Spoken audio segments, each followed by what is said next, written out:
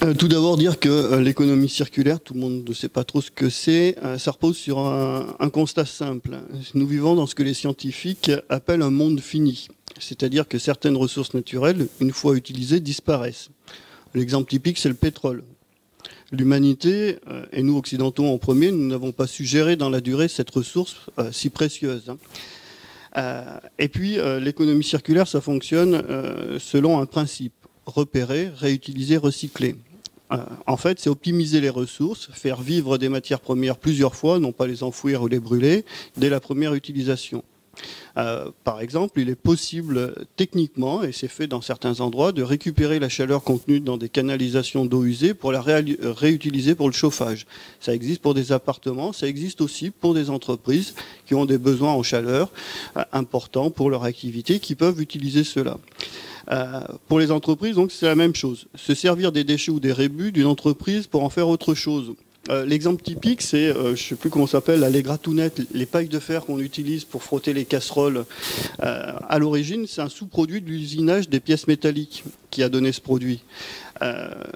C'est aussi récupérer, par exemple, des déchets d'entreprise, des entreprises de palettes ou de menuiserie pour en faire des granulés à bois pour les chaudières.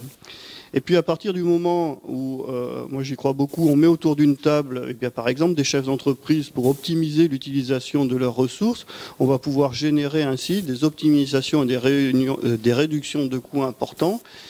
L'un échangeant des déchets de granulés qui vont peut-être être utilisés dans une chaudière, l'autre récupérera la chaleur de celui-ci pour chauffer ses bâtiments, et ainsi de suite. Voilà.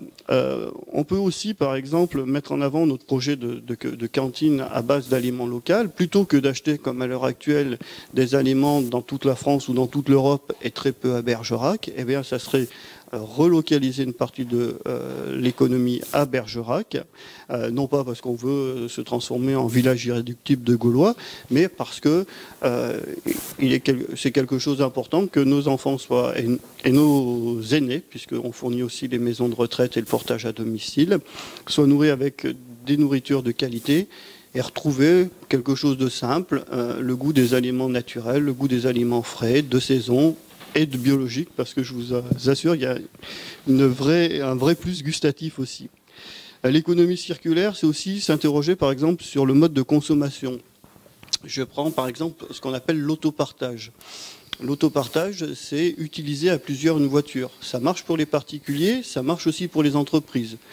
Pourquoi une entreprise ou une collectivité va-t-elle avoir besoin d'un important parc de véhicules qui risque d'être inutilisé un grand nombre de temps, alors qu'on pourrait partager cela? Une voiture individuelle, par exemple, pour un particulier, reste au parking ou au garage entre 90 et 95% de son temps.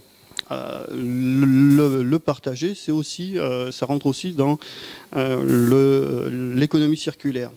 Et donc au final, on a là une création de richesse par relocalisation, et puis aussi une création de valeur sociétale parce qu'on met en relation des personnes.